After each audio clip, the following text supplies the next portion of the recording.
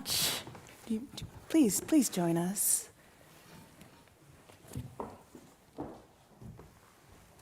Well,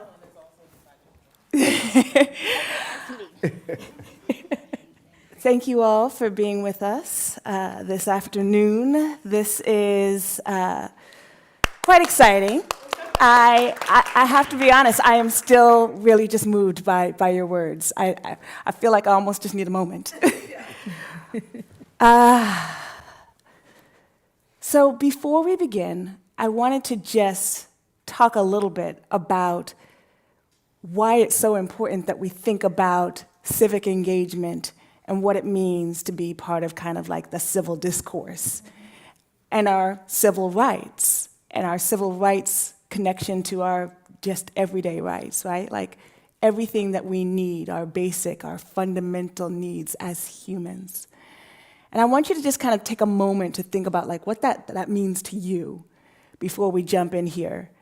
Because we're making the connection in this next conversation between public interest technology and civic engagement. And I don't want us to lose for a moment what that means when we think about civil rights, a fantastic civil rights leader, and not just the legacy, but again, the future of what's to come, what we will see, and what we will help make real. I want to start by making sure that we all kind of are in touch with kind of who's here and who's in this conversation.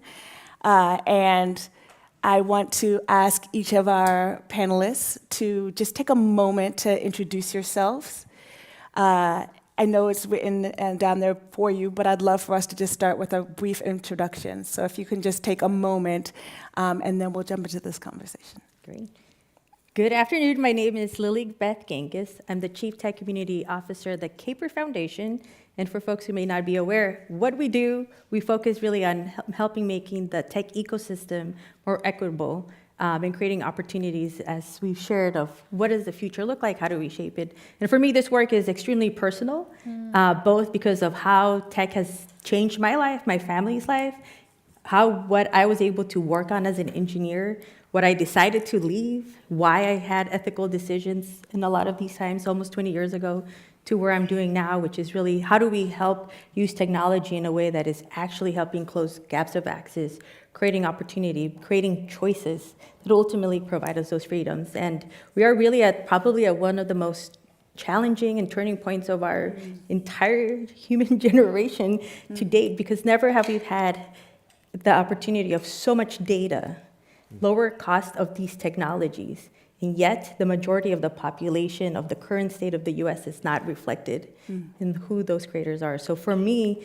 it's personal, it's professional, it's also spiritual of being able to see how the genius that has been encoded in our DNA from many past generations and ancestors is really the moment that I think we need to reconnect with to be able to really decide what is the next real innovation is going to look like and how does that impact us. So happy to be here and honored to be here as well. And as a Latina immigrant, there's a lot of unlearning and relearning that as well, that my community it's participating in, that we need to include them in these conversations as well. Fantastic, thank you. Good afternoon as well. Kevin Harris, I'm glad to be here. I'm our Executive Director of our Cybersecurity Clinics and our HBCU Cybersecurity Center at Stillman College in Tuscaloosa, Alabama. And just being fortunate to be exposed to technology early in my life, I think that's one of the things that has made me kind of be a champion in this area, but to make sure that I would say that exposure changes attitudes, so that the more that we can do to present these new fields, and we say that they're new, but to what you said is when we think about the civil rights movement, we think about hiding information from slavery guideposts. When we use words today such as encryption and VPNs and routers, we think about that as being a new way to secure information, but really we've been securing information critically for years. So. Yeah. Thank you. Yes. I mean, I don't know what to say after Dr. dropped the mic. But simply to say, I guess the biographical narrative is simply, one day I was working in an HBCU in Nashville, Tennessee, and they were like, "You young." Then my dissertation was about gender studies and about how girls achieve. They said, "You young, teach our technology class." I was like, that has nothing to do with my dissertation, but I needed the money, so I did it. But that was at the height, I'm just being honest, talk about pathways into this work. Yeah. And it was at the height of the Arab summer. And at that time, communities were organizing through their mobile devices to topple dictatorial regimes. And then that's how I actually got into the work, because in black spaces, if you're young, you're going to teach a technology, you're going to be over media ministry. Just because of your youth, they empower you with technical skills. Y'all didn't catch that? Okay. Well, who caught it, caught it. I got it. Well, I can tell already this is going to be quite the conversation. And I just wanted to just back up a moment and just share my own context, which is that I am with New America, California. And our focus has been, for, the last 6-7 years, thinking about economic equity and thinking specifically about resident voice, worker voice, and just what it means to influence the narrative, to influence policies such that people have the ability to thrive. And there's a lot of that that has to do with civic engagement, but a lot of that has to do with just all of us doing this whole thing in concert, right? Like all of us living in concert, and what that means as the way that we live continues to evolve.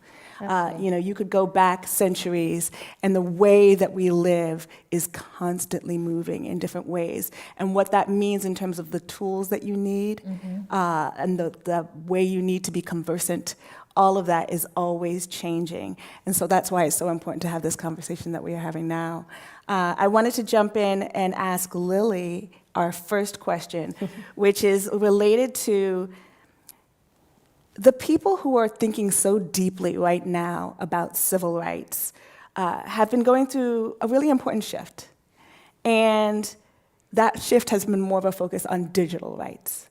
So can you talk to us for a moment about what are digital rights, and how are they in some ways also civil?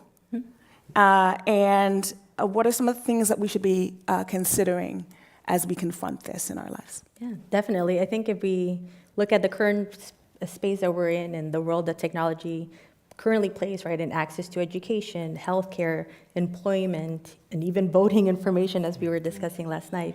When we think about how we got here and looking backwards, to the point that Fallon made through her really beautiful conversation speech today, it's like we have to understand the history, and specifically understanding the impact that redlining has had and continues to have in the current infrastructure, in how different zip codes and neighborhoods are also being codified in this digital world, right? And so seeing how our everyday life has changed from brick and mortar to being more digital, and the types of data points, the types of bias, the types of discrimination, and also the types of data privacy rights that we're losing, the transparency rights that we're losing, the awareness.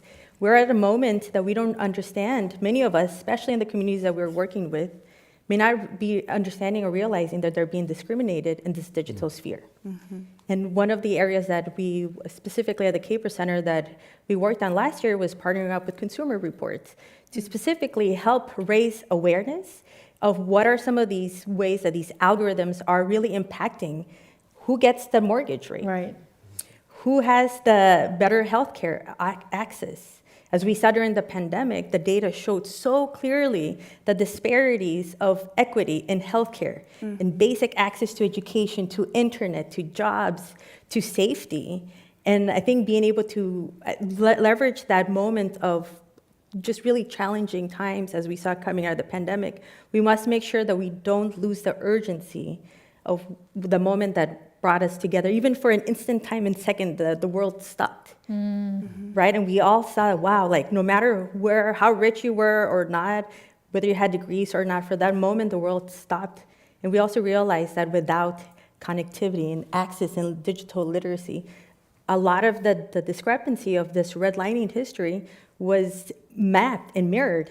In fact, actually here in Oakland, we actually compared the data of the redlining maps to the maps of digital speed and internet connectivity. And it was so blatant to see, right? And that's how we started getting into the digital redlining conversations. Right. And so it takes us back to this question is really important because without understanding the civil rights that many people and leaders fought and died for, we have seen those rights be digitized, and a lot of that opportunity for us to fight for our rights, making sure that they're not being violated, are becoming more and more opaque. And this is why these spaces and conversations are super critical, and why that's, as an example, why that Consumer Reports 3-part video series called badinput.org, you can check it out, was to really start that conversation, not with the technologists, not with the entrepreneurs, but with the community members, the folks who are on the ground working with a lot of the community that were disconnected, the folks who are also specifically out in East Oakland, working in non-English communities, right? Immigrant communities, communities that are living multifamily to one unit, that even though these federal programs are coming to help them be connected, they still can't reap the benefits. But here they are paying their taxes and paying all their, as they purchase and are living, they're contributing to the economy, but there is no way at the current level of infrastructure for them to reap those benefits and have that access. And so I think the first part is really looking at how we're raising awareness. How do you know if you're being discriminated when all this data is being obfuscated? When all these companies say they can't say why or how these algorithms work, but yet we have to push back. Right. The second part is helping us understand, well, how do we push back? What does the advocacy look like? What are the actions that we can take? And this is where I think for myself, this work has been a schooling in itself because I came from engineering, building different types of software and hardware and like learning about business, but being out in the community and seeing the faces of the kids, the families, being able to show like how some of these challenges are really palpable between whether they can make their rent or not, to me drives me every day. But being able to have them also understand how they can engage in the policy side through comments, through calls, through making sure that their experience is not being translated into words and highly, policy initiatives, but that they are the ones helping share their stories and in their own words. And then the third part is like, then we have to move to action, right? Which is, we have to make sure that we're staying on top of it. And I think this is where, as consumers, as owners, as builders, we have to make sure that we are looking for alternative models and alternative solutions. But there's going to be trade-offs that we make. Yeah. So I think the time is important for that. And a lot of this stuff, and I'll get ready to close because I got a little long-winded, but I think a lot of this stuff is to remember that our experiences have become data points, right? But we have to make sure that those data points are not deciding what we want to build, use, apply. We want to make sure that that's where, especially right now at this current moment, looking at the rights, our data privacy, is super critical to making sure that as we're thinking about what are these digital rights, we understand how our data is being leveraged and used with our knowledge or without our knowledge, with our buying and without, right? And unfortunately, a lot of the business models of tech companies have taken advantage that we haven't had policies, laws to better protect us, especially as we get into the world of AI where it just becomes more obfuscated. Yeah. So we're all in this kind of sandwich generation right now. So right, like many of us are experiencing where our parents are getting a little bit older, and then we sometimes see things that make us wonder about how, as time goes by, you'll see the different technologies and the different scams and the like, which are putting more people who are older at risk.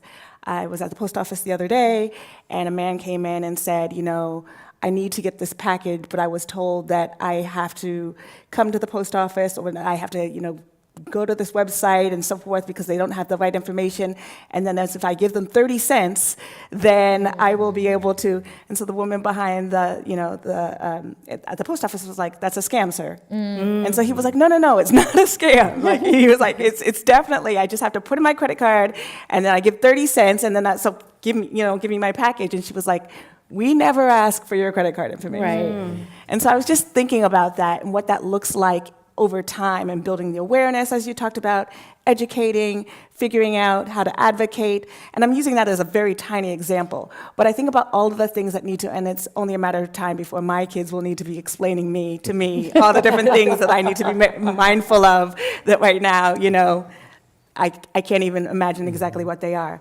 But the thing that you said that I think is really interesting is that when we think about public interest technology, there was a time in the earlier days where it was kind of like, okay, thinking about maybe how legislators, the folks who are coming up with the policies and coming up with the laws, can be thinking about where does technology play into that. But you're pointing out how important it is for every one of us, every person, to be really mindful, aware, educated, and able to advocate as it pertains to their engagement in this kind of specific realm, that it's really important for that to be connected.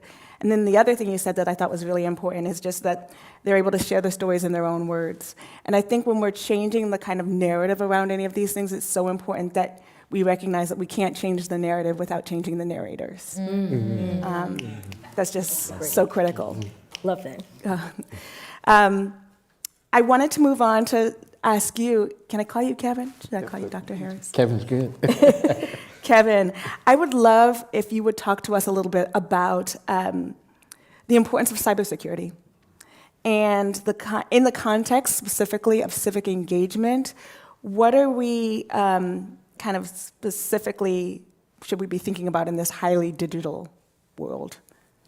Yeah, I think when I think about those conversations, currency comes to mind. When we think about, as you mentioned, redlining, we're talking about property, or before that, when we look at the barter system, or whether we're trading jewelry or we're trading pottery, like that's important to society, and that's what's needed, whether it's our paper currency or digital currency that we have. But now our currency is data. It's our information, and it's information or currency that we can't get back. So unfortunately, if we're scammed and we lose all of the money in our bank account, we can get that back. It may take us a while, it's going to be rough, but if we give up our data, which is our digital currency that we have, we can never get it back potentially, especially when we start talking about biometrics or, really invasive pieces of our data that's personal. And so I think we have to frame it as not information, because a lot of times when we talk to people about information, I hear people tell me, oh, I don't have anything to hide. And I always say, you should have something to hide, even if it's just your banking information. And so I think when we talk about currency, if we left our wallet or our purse somewhere, we're immediately like, okay, where's it at? How do I go get it? But maybe we don't have that same urgency if we leave a external drive or a phone or a laptop somewhere, or we leave our cloud platforms password is 1234. It's all that information is out there. So it shouldn't be 1, 2, 3, 4? Just add 5 to it. Right? But I mean, I think that is the organizations that work social justice, environmental justice, climate justice, all of this is important. And that data that they have has to be protected. So, I mean, I think that's why cybersecurity is so critical to what we're doing with social justice. Yeah. Come on, Kevin. Yeah. I usually save this for the end of a session, but is there anything that he just said that makes you think, you being Fallon or Lili, is there anything else that makes you think? Do you have like a follow-up question to like bring up anything for you? Because I think that's an interesting thread to kind of pull on. I'm gonna let Lili do that. Oh, sure. I think when we think about especially the biometric data, right, and we've seen how some of that information, especially talking about the discrimination that are embedded in a lot of these algorithms, when we think about the time of importance of policies and regulations, but also the responsibility that a lot of these companies have, right? So what would be, should I ask a question or? Yeah, no, Oh, okay. feel free, yeah. So on that end, I think one of the parts that we're seeing is like there are some decisions where a lot of technology to help, maybe to help find our vacation, great. To help find, the restaurant, great. But when it's a life and death type of decision, right? Whether it's healthcare, safety, wondering on that end, on what are some of the current things that folks can do on the cybersecurity side that as everyday folks who understand that narrative, that part where this is a critical data point. I think be involved with the design of systems. So a lot of times security, cybersecurity is added after systems are designed. So a lot of times if you look at application designers and developers, their main focus is on features and the operated, how does the platform operate? And so if you look at should we collect data, like some of that should be asked from the very beginning, like is this something that we need to collect?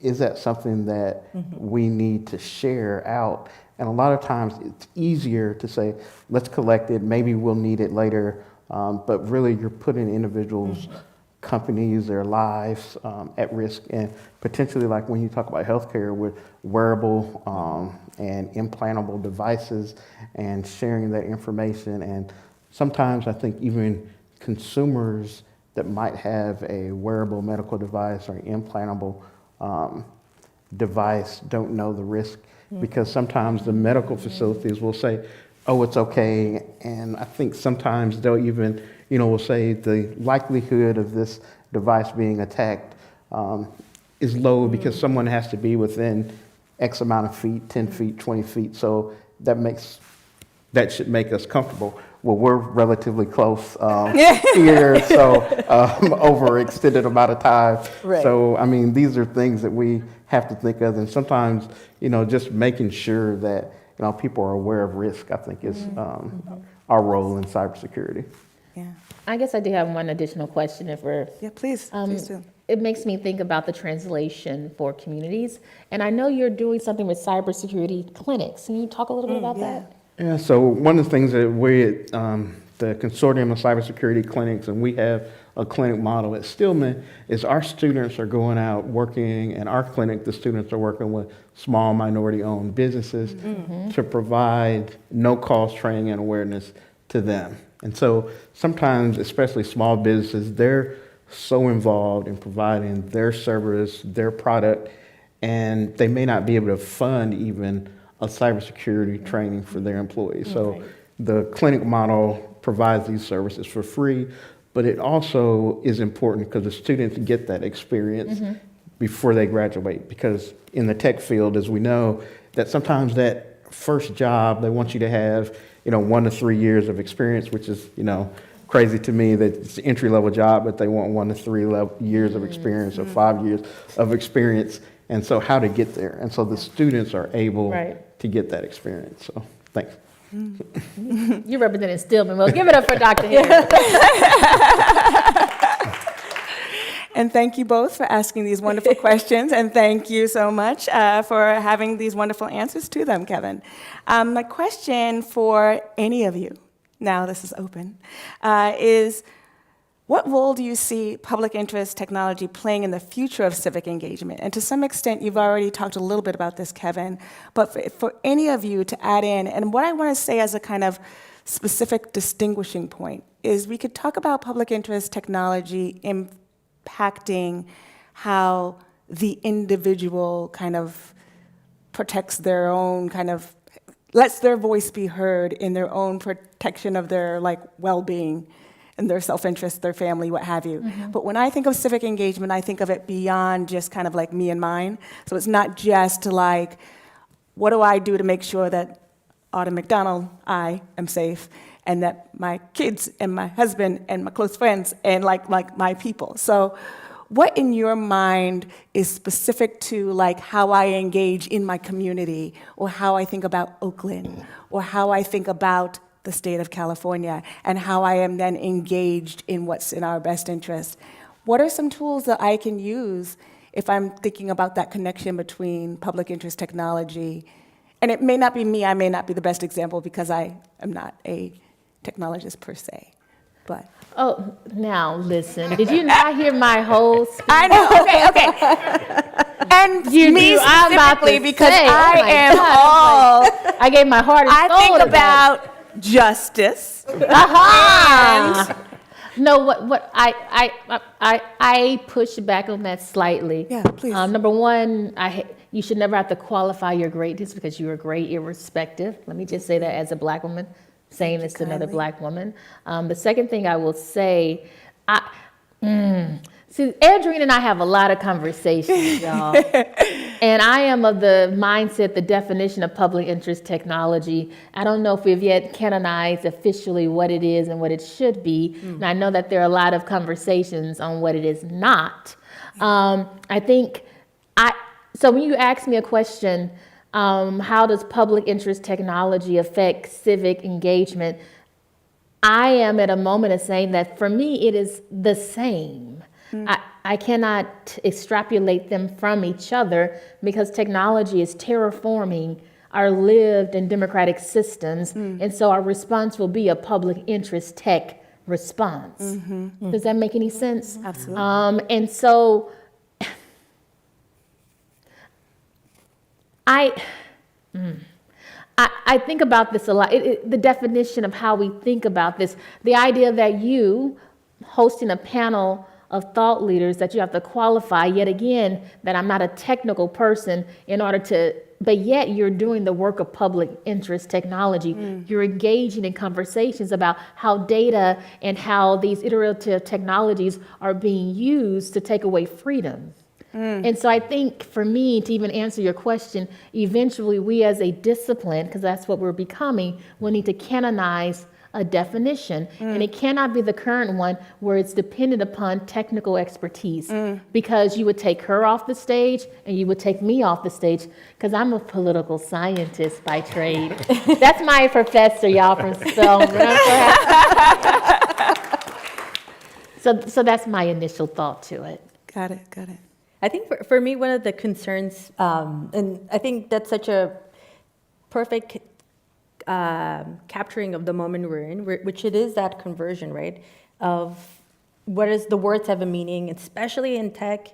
As somebody who was technically trained as a engineering, all these are all just words that when you think about this tech bro culture and environment and Social spaces, construct. they're just words that after you basically you're like, okay, what does that really mean? Right. Then you're like, oh, okay, we got it. We totally can be talking. So a lot of the times it's a very important time, especially in community engagement, to be able to making sure to meet the community where they're at. And we also have to make sure that we remove some of that jargon and just like talk as clear as we can, because a lot of this stuff and these technologies, this is not the first moment of technology advancement we've been going through for many, many times, and there's been new turns and new jobs and new things. We've adapted. However, now I do think it's one of the issues as we think about civic engagement and the loss of trust, and how the trusted messengers are some of the most important assets in our communities that we have to protect. And as was shared earlier, these could be our parents, could be our teachers, could be our professors, could be our community members, could be the youth, right? And so I think about, especially now, of how are some of our youth, when we take a look at the demographics of this country, the big shift of going towards majority people of color, and when we take a look at what does the next generation look like, we have this new generation that is getting most of their information from TikTok. From YouTube, as we were discussing last night, from different ways that they're also not without the proper civic engagement education in their schooling, K-12. We are at the moment where some of the trusted messengers in our communities have become now these digital tools that at the moment don't have a way to have actual real content moderation. We support a lot of experts that are literally fighting day in and day out to help provide more transparency around how are these contents and mis and disinformation being combated. Because a lot of the youth that we want to empower and support and provide all these resources are also being targeted to be disengaged in civic engagement. And when we think about what's the opportunity now, I would love to see more resources and attention and empowerment towards local elections, local roles, starting in your city, starting in your county, before we think about also at the state, because as an example, out in East Oakland, there are a lot of great initiatives that we're looking to support. There's also new models of governance and power dynamics that I think are really helping empower a lot of these stakeholders who usually are brought in after the strategy has been decided. But in good Oakland energy, they're like, that's not going to happen here. You said in the good Oakland. You're not talking to us. This is not happening. So I love that opportunity to just engage and build that trust at those very micro experiences. Because if we zoom out of the current state right now, we look at US, we think about just globally what's happening, the role of all these deep fake type of technologies are being deployed, not just in the US, but across all the different elections at this moment, is really scary. It's really scary of how we are losing trust in the current systems and how to actually create the new systems. And so I do think that this intersection is going to be super critical, and going back to our communities and really looking at how to build more locally and empowering them. And I would love to have more youth be part of these panels as well, so we can bring in their voice. But listen, those who are newly 40, I mean, can still be young. Let me just say that. Yes, clap it up for the newly 40-year-olds. We are still youth. I just want to say, just to add to what Lili shared about the youth, it's a long-running joke for me and my family about what is, if you're not 65, then you are still young. But see, exactly. But I think what I would like to see, going back to your initial question and building on what Lili shared, I would love transgenerational learning spaces on media disinformation, on how do you build an algorithm. I mean, the work that Stillman is doing with their cybersecurity clinic and breaking down concepts and training could be a module within a larger, like, transgenerational learning space. And let me just say this, because I am a woman of history and I have to talk about it. The Freedom Ride, specifically into Mississippi with Freedom Schools, is a great model to think about how do we democratize translation of this AI world we're building.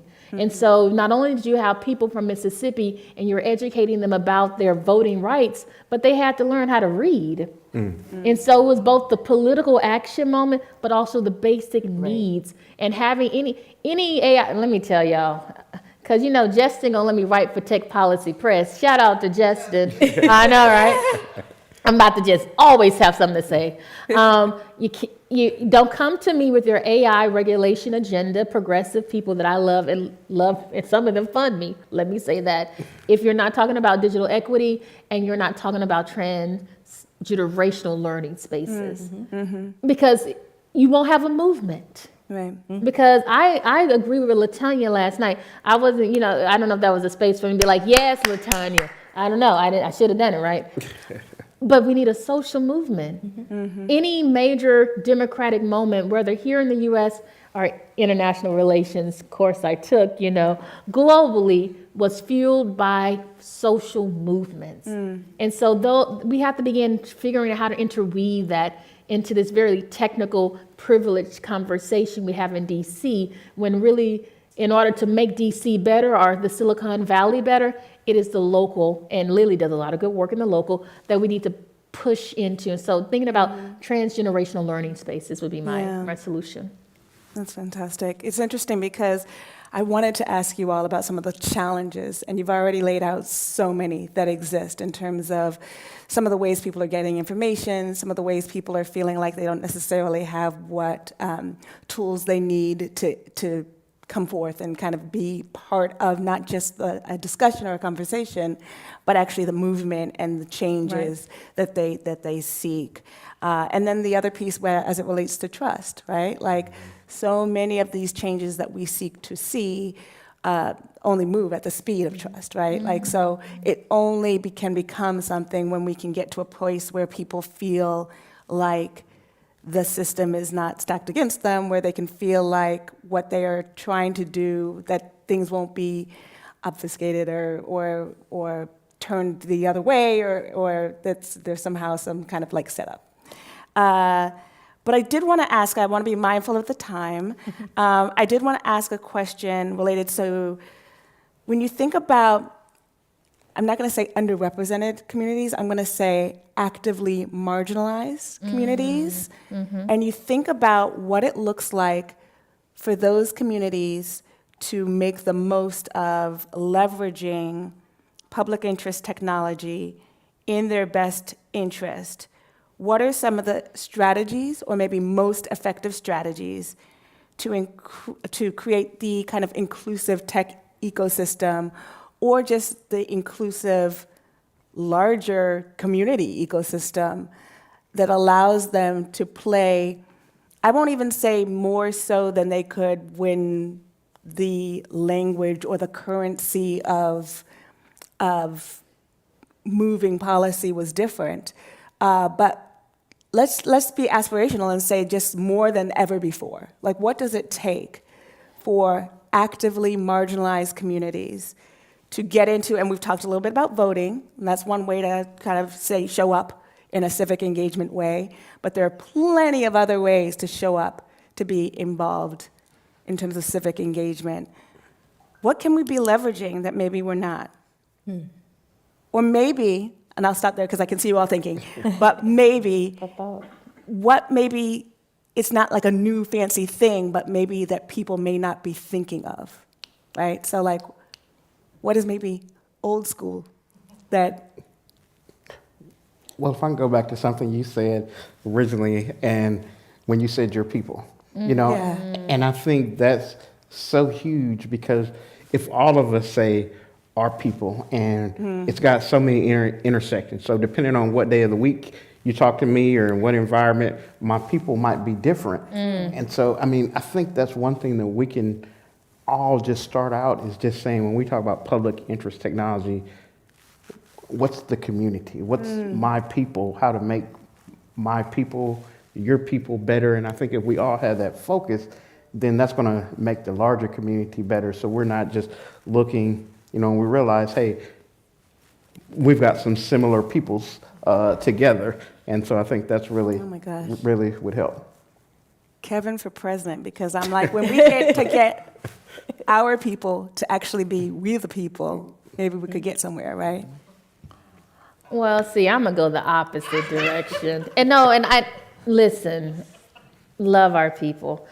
I had a thought. Just go with it. Imagine, I know that we protest corporations when they do bad things, right? Yes, y'all are cool with that. Shake your heads, okay. You may not agree with this, but just as a thought experiment, because we're all researchers and scholars in here, what would it look like to protest foundations for their lack of giving consistent funding? Oh, you see where I'm going? To organizations locally who really could make change. What would it look like to protest them? I know this is a thought experiment because we need their funding, but I'm beginning to think that philanthropy is part of the challenge too. Not just our people, not just our collective people. It is easy to individualize behavior, but systems are maintained by systematic institutions. Government, we understand. Companies, we understand. But the missing piece of that conversation is how philanthropy, the progressive ones too, seed episodically into visions and then move to other visions. When white supremacy, systematic poverty is a consistent thing. So help me understand, you want us to mobilize for public interest technology, to understand civic tech, to understand gov tech, but you do not fund Black and brown organizations consistently. Or for HBCUs, you give them all the technicalities of technical assistance instead of just giving them the capital, because you assume and look at them the way that you tell others should not look and assume about people that look like us. So for me, my thing about it is how do we get public interest technology to give the capital, hold the philanthropic organizations accountable, because those foundations came from companies who made their money on people that look like me. I know it's quiet. And they fund me too. Don't worry. But see, this is why I have the substance of things not yet here. Because I have, let me just say this. I am thankful enough to have done enough work without the help of philanthropy to know that my life does not end when they decide to move on. But it is a political project to hold them accountable for their in and out moments. Everyone, they are all excited about AI, but I tell you yet again, you cannot have an AI future when the majority of Americans don't have internet. You are reifying an inequity. You are enshrining it with funding. So that would be the people for him, the system, and the foundations for me. And I think for me, it's really the ecosystem, because There you go. a lot of these pieces are interconnected, right? So to Fallon's point, I work in philanthropy and I like Kapor. They funded my first research. So. Hey, Frida. But however, I do think as somebody who has come from corporate, engineering, all these different roles, into coming in philanthropy, I think that also created a fresh perspective into understanding that this isn't philanthropy. These are investments. If we use the power of language and treat our community partners and grant partners as investments, right? Like we're investing in their work, in their vision, in the impact that they're having. And I think the challenge now, especially as you bring up, Fallon, all these dollars and investments that are not just foundations, but also venture capital dollars, university endowment dollars that fund the VCs, that fund the technologies, that then go IPO, that then start their own .orgs, that then go and fund some of this work, right? They're all interconnected. And I think it's really critical, going back to what I shared earlier, for our awareness, for all the folks who may not be in these spaces, to understand the mapping of how some of these dollars run. So then that way we could also have those points of understanding, this isn't right, we have to push back. Where's the transparency, where's the accountability? And I do think that if we think about also who's managing our pension dollars, right? Where we think about how are some of our tax dollars also being allocated. And so I do think it's all of those pieces that we need to look at it. And from the Kapor Center perspective, this is why we look at it as an ecosystem, K through 12, computer science equity, tech pathways that are alternative, not just requiring degrees, but looking at what are the upskilling pathways, right? Looking at what's happening inside the tech companies, because we haven't touched upon the surveillance that's currently taking place in the workplace, and the gig workers and the economies and the rights that we have there, as well as looking at venture capital that is really fueling all of this. So I would say we have to make sure that we have an understanding of the ecosystem, and then dive into each specific focus points for us to have actions and outcomes. I got to tell you, I could sit up here all day and chat with y'all about this. This has been really edifying for me, but also just it's been inspirational as well. So I have one last quick question that's, you won't be surprised, a kind of call to action, right? What is it? I'm going to ask each of you to just kind of say briefly kind of like what the one thing is. And here's my little qualifier for it. You've talked about some of the systems, you've talked about the people, you've talked about ecosystems and the like. I would like specifically to hone this into the kind of what I consider kind of the unusual suspects. So the everyday folks, right? The everyday people who don't have this as their day job, right? They're not thinking about these issues when they go and they do their work and then they come home and they maybe do their other work, but whatever their stuff is, this is not necessarily on their radar. But if we're talking about civic engagement and we're making that connection between public interest technology and civic engagement, we're talking a little bit about those people too, those unusual suspects who are the folks who could be engaging maybe in different ways or understanding something differently. So instead of your call to action being, which you have wonderfully, some of you already given a little bit of a call to action for some of these other folks, if you think about that person, the person who, I'm making up His name is Ned, and he's an architect. And he helps people with their houses and their bathroom remodels. What should Ned be thinking differently in terms of your call to action for where he fits into public interest technology meets civic engagement? And finally, please be brief, because I would like to have our audience ask a few questions. So this isn't actually your official last word. I just knowing that you have power, you have individual power, your lived journey is your power. And I think being able, especially now where we feel that we are pieces of the puzzle, that feels like that we're losing control. I go back to the individual, your lived experience, your unique journey in your voice is actually what we need now. We need more folks to stay engaged, to speak up, to ask questions, to say, what does it mean? What happens with this is the moment for those folks. And I would actually say that all of this, I hope it is for all those folks who are maybe not in the room at the moment, but I do hope that they understand that you don't need the technical degree. Your own lived journey right now has immense insight. We want to make sure the folks are staying in tune with that power, because we need it, because it's going to be an extremely difficult year. And we want to make sure, at least for me personally, that we don't lose folks in the civic engagement, whether it's local elections, national elections. I think it's just a time for folks who just feel that there's a community for them to be part of this larger power movement. Thank you for that, Lili. Yeah. I mean, and I guess what I would talk to Ned, the architect, but to talk about the questions, to keep asking those questions, because if you think about an architect, smart homes can be looked at entirely different. Very good. From a cyber person, there's a lot of risk there, privacy, surveillance, but at the same time, a smart home implementation can let somebody that's, possibly might not be able to live on their own to be able to live independently for a longer period of time, and so it's asking those questions, is this the right implementation for this, and not just look at it as one side or the other. Is it positive? Is it negative? It's just, the same technology might be recommended in one instance and not in another. So I think kind of piggyback off of yours is just ask those questions. I just co-signed both of them. Thank you, Kevin, and thank you, Fallon. Thank you all so very much.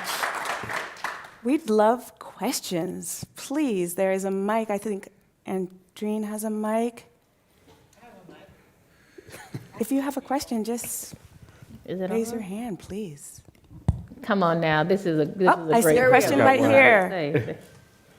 The lady in the black jacket. Thank you. Hello. Thank you for your panel. I appreciate all of your thought and work into it. I wanted to pick up a note from Fallon's keynote, and that is of joy and pleasure. And I wanted to hear more about how that manifests in your work in imagining new worlds. And Ruha Benjamin and others talk about, when we're talking about epistemic redlining, tech dystopia, we're living in someone else's imagination. So I would love to hear more about your imagination and your joy. Thank you. Thank you.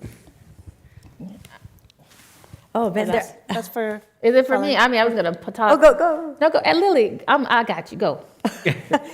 I think for me, honestly, the joy is in being able to be curious. I think that we have a lot of creativity in our community that I think of examples of how I'm seeing right now in certain parts, in Oakland as well, of artists starting to leverage these different technologies for more expansive storytelling, for capturing, their family's history and being able to share it out in augmented reality exhibits across the nation, right? And shout out to Terminus AR, Damien McDuffie, who you should all support. And we also have other folks like Kai Fraser, who has created an VR and AR company that is also helping share the history of civic engagement, civil rights, and being able to bring those experiences leveraging technology to students who their school districts are super underfunded.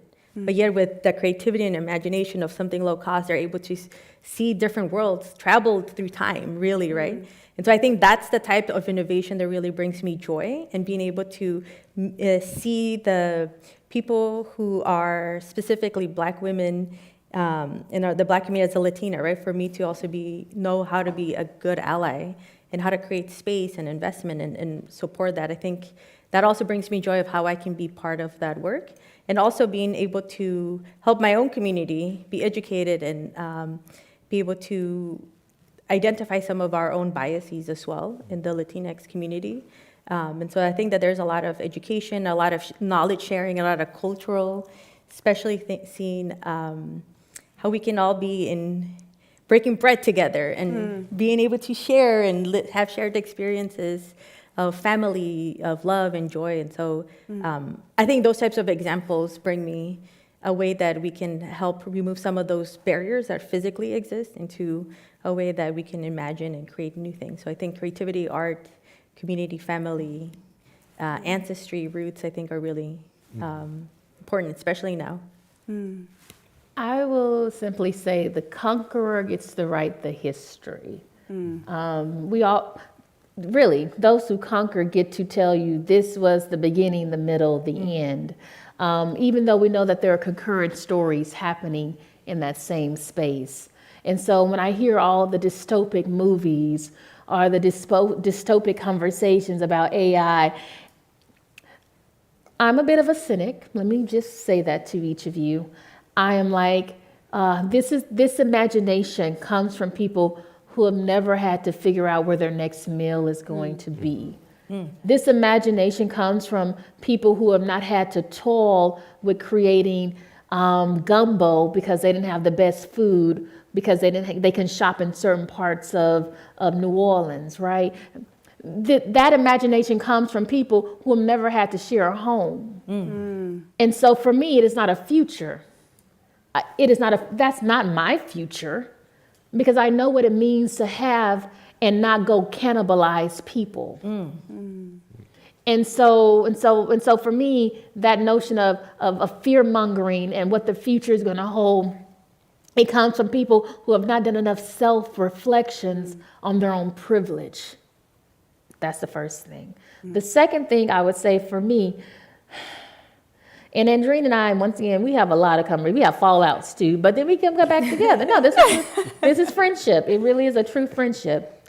And we've talked a lot about this. She and I are the mindset that it is the reason why I sung, the reason why I talk about historical institutions, and the reason why I talk about Black people, but I can also talk about any oppressed group of people in this globe, in this world, that their spiritual traditions of freedom always, it's like their spiritual practices, whether it's Buddhism, whether it feeds them seeing themselves free.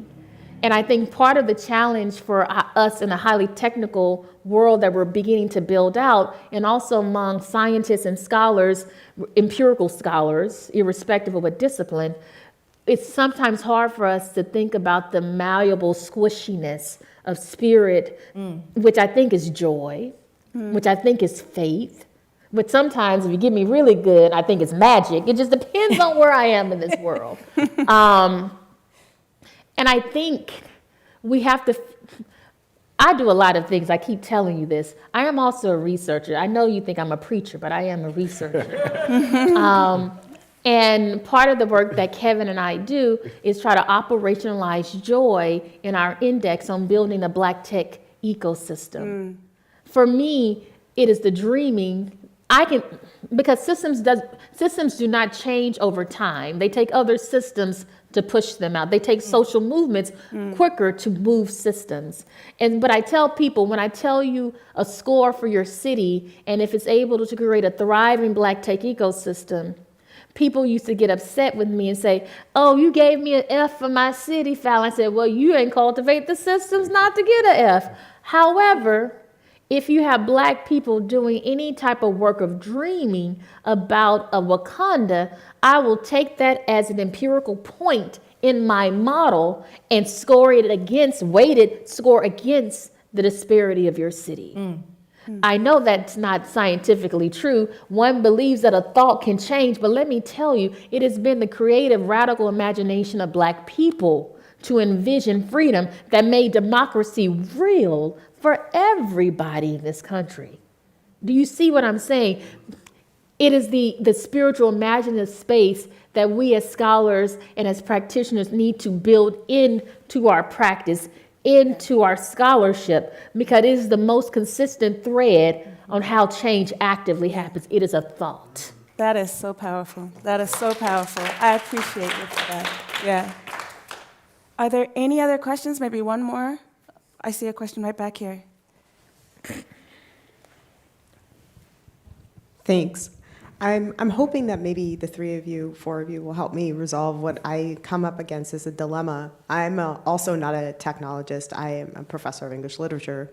And as much as I want to tell the incoming undergraduates that I see to go into the humanities, I know particularly for communities that are coming out of economically underdeveloped areas, that if they want to take a path to economic success and mobility, that they have to go the route of a STEM field, or that they might be best served by doing that.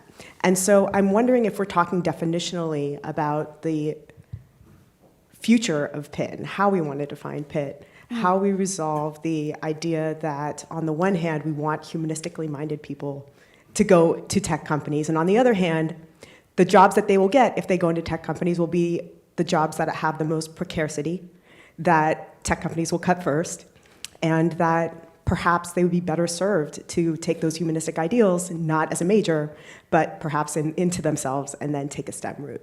So I'm wondering, if we're talking about the future of Pitt and the definition of Pitt, how do you envision a kind of curriculum or a discipline that blends these two things, and how can we see a future for the next generation of technologists and humanists that brings them to places where they can be economically secure as well as effective? Well, that's a great question. Yes. Great question. I can share. Oh, well, I don't know if Kevin, you want to, because we've been speaking. You know, we women of color gonna talk. You better talk, brother. All right. But I think one of the things, that's a good point, because being economically secure is important for us all. And maybe it's a combination of curriculums, as we kind of talk about. So if you're interested in going into, a legal profession or a criminal justice profession, for instance, that the tech skills are important. Someone asked me recently, where do I see cybersecurity in the future? And moving out of a individualized discipline into all of the other disciplines, because it's going to be important no matter what field that you're in, that you have these technology skills. So I think that's what we might see when we talk about public interest technology. The technology piece becomes less as a standalone discipline and more of part of all of our disciplines. I would agree. As somebody who went through the traditional path of going through four-year engineering, I majored in electrical engineering, and I ended up going into software engineering, hardware engineering. And my first role, what was interesting was the title that I had, multidiscipline engineer. I was like, this is so cool. And what I didn't realize was that I was working side by side, mechanical engineers, electrical, software. At that time, computer science was under the arts, the language school. So you had a mix of these humanities, right? But we were all, regardless of how you got in, you were a multidiscipline engineer. And the way that we were looking at our path was that we were going to become systems engineers. And so I think right now, it's an interesting moment where it's not about one type of skill. I think we all have different interests and skills, and we're going to continue to become more multi-hyphenate, is that the right word? Where we need to have that set of multidisciplined thought, but it's not just one person, it's a team, right? And so I think that that's the important part. And I think that, especially when I think about my own schooling back then, I wish I could have had more space in my program to take those humanities classes. Actually, my roommate back in undergrad, she was majoring in poli-sci, and I'm like, oh my gosh, like she's doing like human stuff, like real world stuff. Like, what am I doing here working at this stuff? This, like, it was this very disconnect. I think we have seen now many more different approaches and models of students being able to also create their multidisciplined background, right? That I think we're going to continue to see more. So I share that example because I do think that there are a lot of different models out there. I think it's a matter of having folks also see themselves as multidisciplined, regardless of where you're coming. Somebody that could be a law person now is doing law in tech, right? Somebody who was doing civil rights now is doing digital civil rights and combating some of the mis and disinformation. So I think that there's this continuous upskilling and reskilling and understanding that we're going to see more of. And at the Kapor Center, we have a lot of different resources of how to bring in more justice-oriented computer science education, as an example, not just for the students, but for the educators, for the parents, for the different types of stakeholders there that I think are really hungry for this type of multidisciplined approach. And so for me, I always say, we're all tech. We're already all tech. We've been tech for a long time. Now it's the part that it's really the moment for social scientists, more of these multidisciplined approaches that I think are really missing from the current state of technology. And I just would encourage more and more folks to just, you're already in it. And so we need you to participate and be part of building and also pushing back on some of these technologies as well. I would say can I? Please. I would say, I look at the data, in particular, for first generation Black college students, they major in low earning but socially impactful majors. The data is true, it hasn't changed in the last 5 years. They're in human services, right? In the types of careers that engenders is they are social workers. On the high end of STEM, they would be nurses, right? And so they're in human-based fields. When you look at the data, some of the research that Dr. Ebony McGee has done and looking across various groups of students, even when you oversample for Black students in the sample and Latinx students, you realize that when they're in STEM fields, that they don't want to be like the Mark Zuckerbergs, like white students, right? They want to make their communities better. And so Ebony has this concept called the social ethic of care when we think about technology futures. I'm just trying to start with the foundation of data, right? For me, I don't see a challenge. I am a social scientist. Sometimes I can even think about the methodologies of hermeneutics and various religious traditions. I tell the story that in 2016, I went to Code for America. I was one of 5 Black people at Code for America that year. And it was at the genesis of this public interest technology moment where what they call going back to philanthropy, this is a philanthropy story. I'm going to write about it one day. They're called the Net Gain Partnership. And they had a workshop with Travis Moore of Tech Congress. I think Lori from Ford was there. I'm just naming names. Never mind. I was going to say a funny thing. It's like the Cat Williams moment I'm about to have up here, but no one caught it. Okay. Well, anyways, you caught it though. Good job. Anyway, I went to the workshop and they were talking about this concept of public interest technology. And at that time, I was working at American Baptist College where Congressman John Lewis where they did the trainings for the sit-ins. I'm leveling a story here. So I go into this workshop, I hear about this, and I was like, ding, ding, ding. Oh my God, HBCU's students do this already. That was 7 or 8 years ago. Yeah. I said, oh my gosh, HBCUs can win. I said, Lori, will Ford give me some money to do this?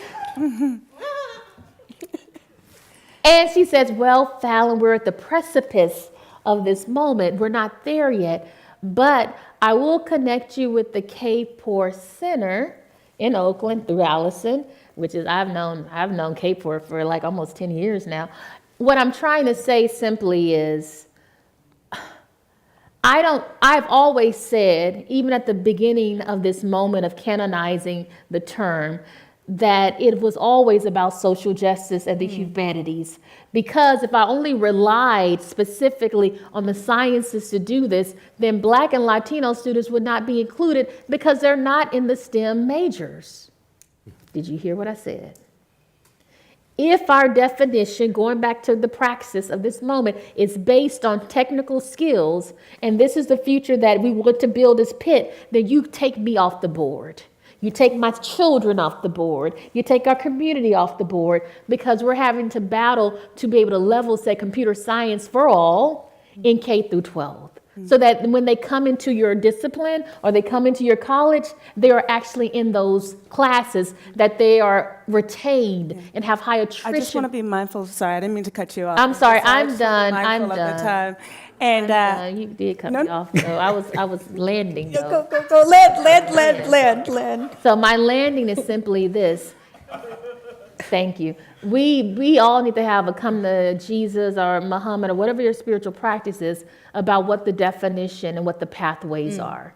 Because yet again, we'll have that type of dialectical uneasiness about what is a public interest technologist? Do they go into companies? Do they create their own space? And matter of fact, I'm probably at the end of it to say that they should create their own spaces, their own products, and their own disciplines, because at this moment, I don't see the current system supporting them.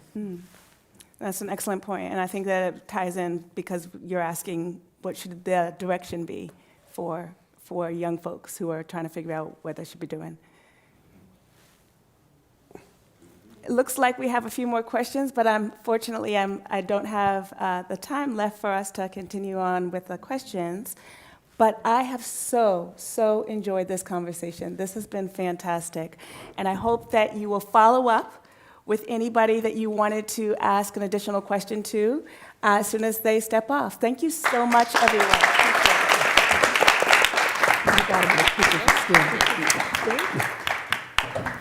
Do someone mind taking a photo of our panels so that he can take it to Stillman so that I actually take that?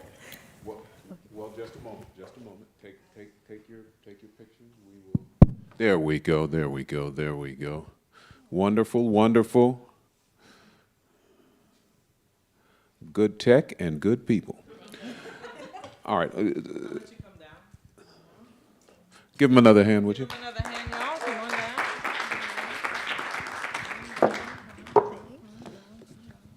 Thank you. It's the shoes. Yeah.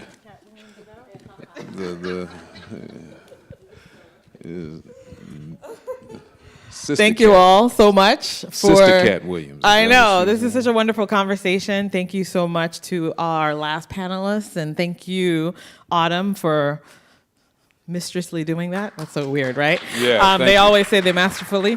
But I also just wanted just a note of clarification about this calcified definition of public interest technology.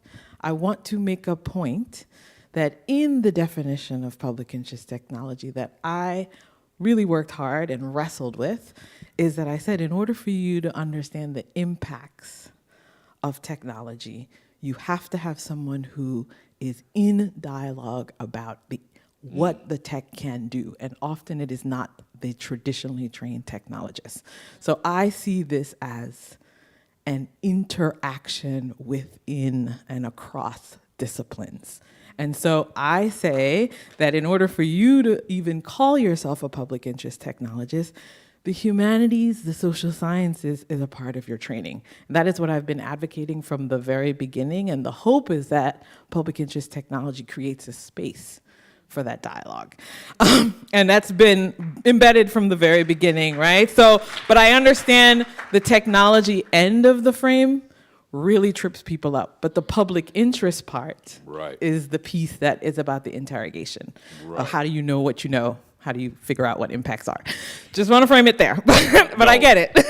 Thank you for that, because there is a person I want to recognize that specifically embodies that and he doesn't know this, and embodies sort of why we sort of created the SIDGE Center. He's sitting right on the second row right there. His name is Dr. Sylvester Johnson. And Dr. Sylvester Johnson, Vice Provost at Virginia Tech University, sort of embodies what we think about when the Center for Social Impact Development and Global Engagement was founded.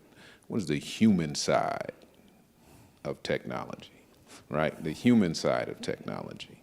And because the foundation, the NorcalMLK Foundation, is a part of the network of celebrating the life, legacy, interrogating Dr. King's work and all of that other stuff, we have a unique connection with people of all faith backgrounds and leaders of all faith backgrounds that we deal with. And so the idea of ethics comes into play on ours. We got it coming out of our ears. Oh my God, just ethics, ethics, ethics in this. But the central part of that is how can we sort of create that framework where that sort of understanding and language and the humanness of that, the concreteness of that, can make itself clear as we talk about technology. But then as we deal with technology and think about this emerging space that Andreen is leading in technology in the public interest. And so that, for us, is what creates such an important nexus. And hearing you, Dr. Wilson, and all of you speak about what that means and how we can make that merger is something that, for us, on the civic side, is extremely vital, extremely vital. So I just want to thank you on behalf of the foundation and my friend and co-founder of this this program, Dr. Dwight Nathaniel Hopkins from the University of Chicago. He was slated to be here, but a MAX 9 jet was canceled, and so he will be here tomorrow and with us through the weekend. But he, in the same vein, this was the reason why we created that. So I want to thank you. Now, look, many of you already know sfmlk.events goes all through Monday. You go to that site, you'll see all of these different situations, right? All of the things we do. Tonight, Layla Hathaway is at the Herbst Theater in concert. I think many of you will be there. And then tomorrow, for those of you who have a little cosplay situation closeted inside, I know you do. I know you do. Don't fake it. You can play it tomorrow night. Yerba Buena Center for the Arts. The Warriors, Golden State Warriors DJ D Sharp will be there rolling the music, all free for you. You can come, free and open to the public, and then Sunday's church day. So I'm going to go Saturday night. I didn't used to be able to do that. You know, my mother wouldn't let me. But I'm going to go Saturday night and do my thing, but I'll be at church on Sunday morning. Yeah, so let me mention that as well. So we have 4 services on 4 Sunday morning services. Stanford University, we're partnered with for the Martin Luther King celebration service. Our own Dr. Carlton Waterhouse will be delivering the sermon at Stanford University at 11 o'clock Sunday morning. And then here, Howard Thurman, one of King's big influences, his church is here in San Francisco that modeled his work at Boston University, the first intentionally interracial congregation in the United States. We have an annual Howard Thurman homily, 11 o'clock here for those who want to stay in the city. Dr. Raymond Carr, he was here, and he still may be here for our morning. He will be speaking there. And then on Sunday afternoon at Grace Cathedral atop Nob Hill, our Martin Luther King Interfaith Evensong. Stanford's Talisman Choir will be there, along with, again, Carlton Waterhouse, Bishop of the Episcopal Diocese. And then after that, 3 o'clock, we hold a forum, all at Grace Cathedral. Really cool stuff. Really, really cool stuff. And then tomorrow night, we have a little gathering for you at the Cartoon Art Museum at Ghirardelli Square. All free, all for you. And then Monday is the big day. You guys got breakfast. And then we march do all of that stuff, and you all can have fun. And then our SIDGE AI panel with Safia Noble, LaTanya Sweeney, and Katie Knight, in conversation with KQED Morning News anchor Brian Watt. Will be there at Yerba Buena Center for the Arts Theater as part of our main program. So there'll be thousands of people here in the theater, celebrate Martin Luther King. A lot going on. Want to see you there. All right, I'm going to kick it over to my friend to say bye, y'all. But yeah, thank you so much for coming, and we look forward to seeing you. All right. Thank you, Aaron. Just a thank you to Aaron, but I also just really want to do a quick shout out to my team, Kip Dooley, Mary Woodworth, for all the hard work to make this all happen. And then I just want to leave you all with the idea that, you know, the person helping to build the Public Interest Technology University Network is actually a psychology major with a degree in education. So that's how we're doing it here. But I just want to thank you all for all of your thoughtfulness today, all of your questions, and have a safe journey home. I'm so sorry that we did not have Amy Korkumi because she also was grounded by a MAX 9. So next time around, Amy, thank you all. Travel safely. Goodbye. Thank you, thank you.